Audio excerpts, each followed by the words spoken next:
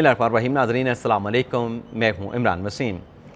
नाज़रीन, Islamabad high court में साबिक़ वज़ीर आज़म इमरान खान की जो तोशाखाना की सज़ा के ख़िलाफ़ सस्पेंशन एप्लीकेशन है, जिसे हम मुतफ़र्रिक़ दरख्वास्त भी कहते हैं, कि तोशाखाना का जो फ़ैसला है उसको सस्पेंड करके इमरान खान साहब को रिहा करने का हुक्म दिया जाए।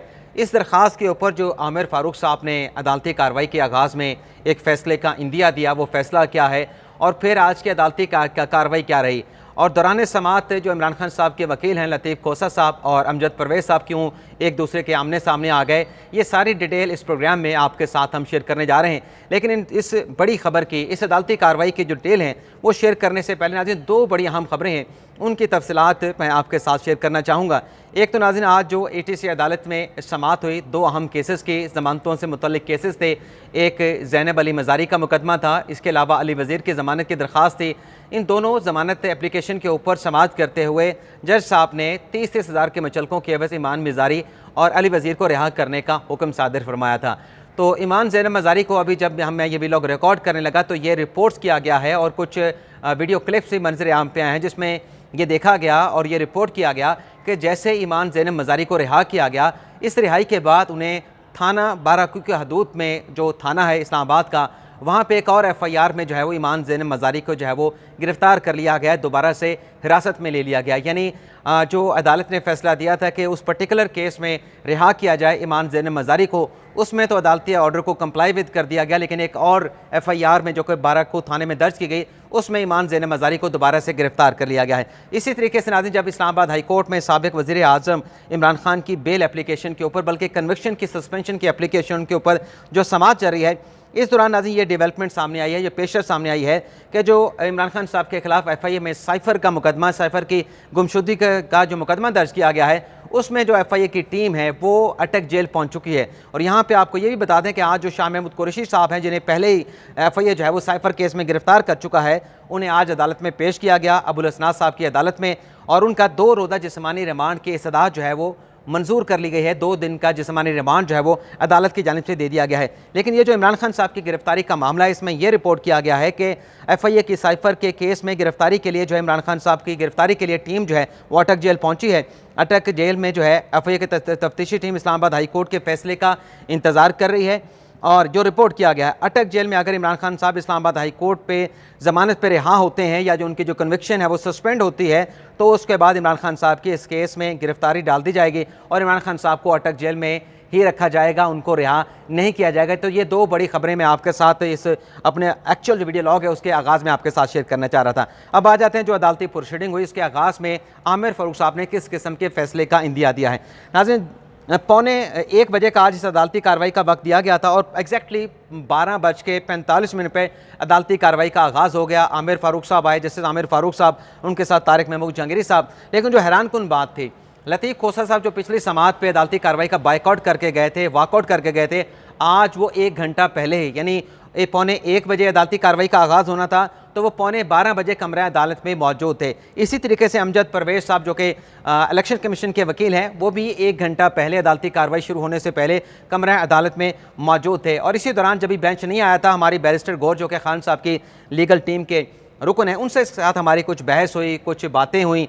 अब उसमें मैंने उनसे पूछा कि आज क्या आप एक्सपेक्ट कर रहे हैं कि आपको हाई कोर्ट से आमिर फ़ारूक साहब रिलीफ देंगे, खान साहब को रिहा फरमाएंगे? तो उन्होंने कहा कि बिल्कुल, मैं तो पुरुमीद हूँ और मेरी तो हमेशा अदालतों के साथ, जजों के साथ बड़ी जो है वो मैं होपफुल रहता हूँ। तो मैंने उनसे सवाल किया कि इतने अगर आप पुरुमीद हैं तो PTI के ऑफिशियल पेज के ऊपर जो एक ट्वीट किया गया आमिर फ़ारूक साहब के हवाले से कि ये इंसाफ पसंद जज नहीं है, इंसाफ पसंद जज कैसे होते हैं वो भी बताया गया।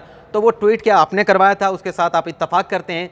तो उस पर बैरिस्टर गौर अली खान ने कहा कि देखें, मैंने कहा था कि उनको डिलीट कर दें, ऐसी पोस्टें नहीं होनी चाहिए, मैं इसके साथ बिल्कुल इत्तफाक नहीं करता। मैं हमेशा कहता हूं कि फ़ैसला अदालत ने देना है, अदालतों के बारे में इस किस्म की बातें नहीं होनी चाहिए। लेकिन यहाँ पे आपको ये भी बता दें कि बैरिस्टर गौर साहब भी वो वकील थे जिन्होंने जज हमायूं दिलावर की मुबैया जो पोस्ट थी वो उनकी अदालत में उनके सामने खड़े होकर कमरा अदालत में लहरा के दिखाई थी। तो 12:45 पर अदालती कार्रवाई का आगाज़ हुआ। तो सबसे पहले रोस्टम पे आए बैरिस्टर अली ज़फ़र साहब जो कि खान साहब के वकील हैं, मुख्तलिफ केसेस में लीगल टीम का भी हिस्सा हैं और पार्लियामानी लीडर भी हैं सेनेट में पाकिस्तान तहरीक इंसाफ के। उन्होंने कहा कि इमरान खान साहब की जो हमशीरगान हैं, उज़्मा खान साहबा, लीमा खान साहबा, उनके खान साहब से मुलाकात के हवाले से जो दरख्वास्त है उस पर फैसला सादिर फरमा दें। और ये पहले भी समाअत हुई थी आज की अदालती कार्रवाई में, जब सिंगल बेंच था आमिर फारूक साहब का, तो उन्होंने आमिर फारूक साहब ने कहा था कि मैं इस पर फैसला कर दूंगा। तो वही बात अली ज़फ़र साहब दोबारा कर रहे थे कि फैसला कर दें, तो इस पर फैसला ये दिया फैसले का इंदिया ये दिया आमिर फारूक साहब ने कि आज चूँकि बेल एप्लीकेशन का जो सस्पेंशन एप्लीकेशन का उसका फैसला हो जाएगा, तो फिर उसके बाद फिर आप देखेंगे क्या होता है। तो जिस पर जो वकील थे अपने इलेक्शन कमीशन के अमजद परवेज़ साहब, उन्होंने कहा कि आपने तो ऑब्जर्वेशन दी थी, क्योंकि उस ऑब्जर्वेशन से ये तासुर मिला, ये इंदिया मिला कि आज इस्लामाबाद हाई कोर्ट जो है वो इमरान खान साहब की सज़ा को सस्पेंड करके उनको रिहा करने जा रही है। तो अमजद परवेज़ साहब ने कहा कि जनाब ने जो ऑब्जर्वेशन दी है उसके बाद तो फिर मेरे दलाइल की ज़रूरत बाकी नहीं रहती। इस पर आमिर अपना फारूक साहब ने कहा, chief justice Islamabad high court ने, कि मैंने जो सस्पेंशन की एप्लीकेशन है उस पर फैसले के हवाले से ऑब्जर्वेशन दी है, फैसला क्या होगा ये दलाइल सुनने के बाद किया जाएगा। अच्छा, यहाँ पे आपको ये बता दें कि लतीफ़ खोसर साहब भी जब रोस्टम के ऊपर केस पुकारा गया, अली ज़फ़र और लतीफ़ खोसर साहब भी रोस्टम पे आ गए, तो अमजद परवेज़ साहब ने अपने दलाइल का बाकायदा तौर पर आगाज़ किया। अमजद परवेज़ साहब ने बहुत सारे अदालती हवाला जात जो है वो अदालत के सामने रखे, जिसमें यह कहा गया अमजद परवेज़ ने कि स्टेट को नोटिस देना बहुत ज़रूरी था, और मैं अदालत को बताऊंगा कि इस केस में रियासत को नोटिस देना क्यों ज़रूरी है। इस सिलसिले में उन्होंने लाहौर हाई कोर्ट के एक फैसले का हवाला दिया और कहा कि पब्लिक प्रोसिक्यूटर को CRPC के तहत नोटिस करना ज़रूरी है, और फिर एक फ़ैसले का हवाला दिया जो कि बेंच के जो रुकन हैं दूसरे तारिक महमूद जंगीरी साहब, उनके फैसले का हवाला दिया कि तारिक महमूद जंगीरी साहब भी स्टेट को नोटिस करना क्यों ज़रूरी है, इस हवाले से फैसला दे चुके हैं और कानून बड़ा वाज़ेह है। आमिर फारूक साहब ने कहा कि आपको इसमें फ़र्क क्या पड़ता है, अगर शिकायत इलेक्शन कमीशन की थी तो स्टेट को नोटिस जारी करना क्यों ज़रूरी है। तो फिर इस पर अमजद परवेज़ ने कहा, बल्कि आमिर फारूक साहब ने भी कहा कि रियासत को आपने भी पार्टी नहीं बनाया था, तो इससे क्या फ़र्क पड़ता है। तो अमजद परवेज़ साहब ने कहा कि प्राइवेट शिकायत में जो प्रोसिक्यूटर होता है वो सिर्फ इंचार्ज होता है उस कंप्लेंट का, लेकिन जब केस में फ़र्द जुर्म आयद हो जाती है तो उसके बाद प्रोसिक्यूटर को नोटिस करना या स्टेट को नोटिस करना जो है वो ज़रूरी हो जाता है। आमिर फारूक साहब ने कहा कि रोज़ाना की बुनियाद पे बहुत सारी प्राइवेट कंप्लेंट्स आती हैं, तो क्या प्रोसिक्यूशन और रियासत उसमें फ़रीक बनती है। अमजद परवेज़ साहब ने इसका ये जवाब दिया कि चार्ज फ्रेम होने के बाद रियासत का मुकदमा बन जाता है। इसी हवाले से मैं अदालती फैसले भी आपके सामने रखूंगा। और फिर इंडियन कोर्ट का हवाला दिया एक फैसले का, राहुल गांधी जो कि कांग्रेस भारत के अपना लीडर हैं, रहनुमा हैं, कि एक केस में उन्हें एक तकरीर करने के ऊपर 2 साल की सज़ा हुई, लेकिन जब ये केस सस्पेंशन के लिए गया हायर फोरम के ऊपर, एपलेट फोरम के ऊपर, तो अदालत ने 2 साल की सज़ा जो है वो राहुल गांधी की सस्पेंड नहीं की, और ये सिर्फ एक तकरीर का मुकदमा था। यहाँ पर चेयरमैन PTI के ऊपर बड़े संगीन इल्ज़ामात हैं, करप्शन के इल्ज़ामात हैं, अपने ओहदे के गलत इस्तेमाल करने के इल्ज़ामात हैं, तो यहाँ तो 3 साल की सज़ा है, और जो भारत का लॉ है वो हमसे ज़्यादा लिबरल है। हाँ, पाकिस्तान में ये असूल ज़रूर है, ये कहा अमजद परवेज़ साहब ने, कि अगर 1 साल की सज़ा हो तो अदालतें उस सज़ा को अनाउंस करने के साथ ही उसको सस्पेंड करके एक्यूज़ को मौका देती हैं कि आप जाके अपील दायर कर दें, लेकिन 3 साल की सज़ा सस्पेंड फौरी तौर पे हो जाए, इस हवाले से कोई हार्ड एंड फास्ट जो है वो रूल नहीं है। आमिर फारूक साहब ने कहा कि पब्लिक प्रोसिक्यूशन के हवाले से आपने जो दलाइल दिए हैं इस पर आप मजीद आर्गू करें, हमें सेटिस्फाई करें। अमजद परवेज़ ने कहा कि जितनी भी पोस्ट अरेस्ट और प्री अरेस्ट की दरखास्तें आती हैं उन तमाम दरखास्तों में स्टेट को फ्रीक बनाया जाता है, और ये तो मुकदमा जो चेयरमैन PTI का है ये तो सज़ा का मुकदमा है, कन्विक्शन का मुकदमा है। और फिर इलेक्शन कमीशन के वकील ने अमजद परवेज़ ने ज़ुरुल केस का हवाला दिया और कहा कि प्राइवेट शिकायत में जो है वो नोटिस क्यों देना ज़रूरी है, इस हवाले से मजीद अदालती फैसले अदालत के सामने रखे। तो लतीफ़ खोसर साहब जो कि रोस्टम पे खड़े थे, जब अमजद परवेज़ साहब के दलाइल लंबे हुए वो जाके पिछले अपनी सीट पे बैठ गए। आमिर फारूक साहब ने कहा कि नैब के मुकदमात में भी तो रियासत को फ्रीक नहीं बनाया जाता, प्रोसिक्यूशन को फ्रीक नहीं बनाया जाता। इसका अमजद परवेज़ ने यह जवाब दिया आमिर फारूक साहब के इस्तफसार के ऊपर कि देखें, नैब का अपना प्रोसिक्यूशन का डिपार्टमेंट है, नैब अपने केसेस को खुद प्रोसिक्यूट करता है, उनका अपना अलग से एक विंग बना हुआ है। लेकिन ऐसे केसेस भी मौजूद हैं कि जब उन्होंने हवाला दिया पंजाब बैंक स्कैंडल का, कि जब उसमें प्ली बारगेन की पंजाब बैंक के साथ नैब ने, तो एक प्राइवेट कंप्लेंट जो है वो हाई कोर्ट में चला गया। तो ऐसा हो सकता है, लेकिन इसमें जो प्रोसिक्यूशन की बात है, स्टेट को नोटिस जारी करने की बात है, तो नैब का कानून जो है वो दूसरे कानून से मुख्तलिफ है। और फिर अमजद परवेज़ साहब ने कहा कि ये बड़ा संजीदा मामला है, कोई इमरान खान साहब पे जो इल्ज़ाम लगाया गया है कोई आम नोयत का इल्ज़ाम नहीं, बल्कि बड़ा संजीदा इल्ज़ाम जो है वो चेयरमैन PTI इमरान खान साहब पे लगा है, करप्शन और करप्ट प्रैक्टिस का इल्ज़ाम लगा है। और फिर उन्होंने कहा कि अदालत ने इन्हें मैक्सिमम सज़ा भी इसी बुनियाद पर दी क्योंकि इल्ज़ाम संगीन है। रूल जो है वो इस बात पर बिल्कुल वाज़ेह हैं कि सज़ा मुअत्तल नहीं होनी चाहिए, कम से कम आपको रियासत को जो है इसके ऊपर नोटिस जो है वो ज़रूर करना चाहिए। इसके बाद अमजद परवेज़ साहब ने कहा कि कानून में जो प्राइवेट काउंसिल है या स्टेट को जो प्राइवेट स्टेट का लफ्ज़ इस्तेमाल किया गया है, प्राइवेट कंप्लेंट का लफ्ज़ इस्तेमाल नहीं किया गया। और फिर ये भी कहा गया अमजद परवेज़ साहब ने कि 1978 से आप अगर केसेस निकाल के देखें या लॉज निकाल पाकिस्तान के लॉज निकाल के देखें, एक कंप्लेंट भी मजिस्ट्रेट के सामने नहीं गए। जो ये कहते हैं ना कि ये कंप्लेंट पहले मजिस्ट्रेट के सामने जानी चाहिए थी, फिर जो है इसकी समाअत जो है यहाँ पे होनी चाहिए थी। इस पे कहा जनाब अमजद परवेज़ साहब ने कि एक भी आपको ऐसा केस नहीं मिलेगा, 1978 से लेकर आज 50 साल हो चुके हैं, कोई भी केस नहीं मिलेगा। तमाम जो केसेस हैं वो अपना सेशन अदालत में दायर किए गए।